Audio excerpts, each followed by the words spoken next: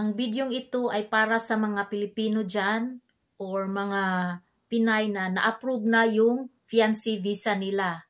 So, kung pupunta na kayo dito sa US, guys, bago kayo makarating dito sa port of entry ninyo, especially kasi nga Philippine passport ang hawak ninyo. So, required talaga na mag-provide yung mga taga-airline sa inyo na meron silang ibibigay na paper na tinatawag ito ng I-94. Ibig sabihin nito guys, ito yun ang admission number or record na nagpapatunay na legal kayo na visitors na papasok dito sa USA. Kasi nga ito ay isang required sa immigration laws. So kailangan be alert kayo, huwag kayong patulog-tulog dyan para malapit na kayong mag-arrive sa port of entry ninyo dito sa US.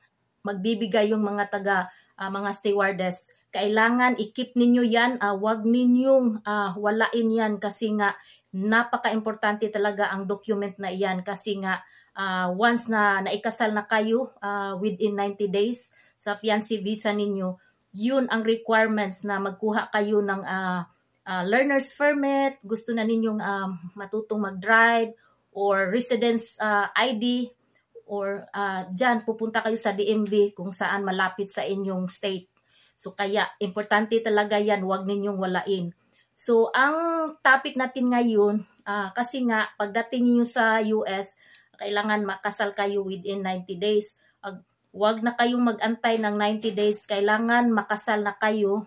Kasi nga after ng maikasal na kayo, meron kayong i-remove na conditions kasi yung green card ninyo kasi is valid lang yan within 2 years. So, kailangan kayo mag-apply na naman. So, ang tinatawag nito guys sa form na ito ay mag-file kayo ng I-751. Ito ay tinatawag na petition to remove conditions on residence. So, yan ang ninyo. Tapos, isa yan sa requirements. Ang pangalawang requirements nila ay yung gather evidence. So, ano ba yung gather evidence? So, yung gather evidence guys ay paper ninyong mag-asawa na pangalan ninyo, both name ninyo na nandun. Utility bills, joint bank account ninyo, ano pa ba, yung credit card or documents ninyo sa property. So, kailangan both name ninyo ay nandun. At pagkatapos, meron na naman silang tinatawag na attendance biometric. So, ito yun ang appointment na pupunta kayo sa USCIS. So, ano ibig sabihin ng USCIS? Yun ang US Citizenship and Immigration Services. So, pupunta kayo doon para mag-fingerprint tapos meron photographing for security check yan guys. At pagkatapos, ang taga-USCIS ay mag-interview sa inyong dalawang mag-asawa kung regarding yan sa married ninyo at saka relationship. So, napaka-importante talaga yan guys kasi yung taga-USCIS, meron silang tauhan na bibisita sa bahay ninyo, mag-check kung talagang legit kayo na mag-asawa, kung hindi kayo arrangement lang. Kaya be aware talaga kayo. Kailangan talaga na mag-asawa, real kayo.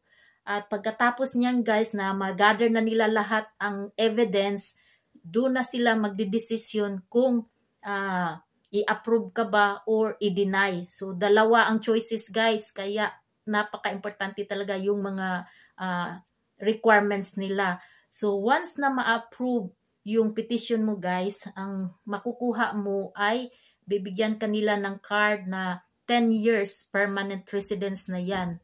So, yan lang ang advice ko sa inyo guys.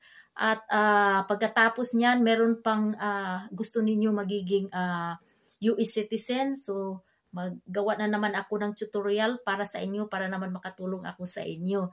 At kung nagustuhan ninyo ang video ito guys, don't forget to give a thumbs up or heart at pakishare sa iba para naman marami tayong mga Pinoy na matutulungan. So, until next time, this is Angel May, Bisaya American. Don't forget to subscribe or follow me. And thank you so much. Until next time. Bye-bye. Ay, kabaw!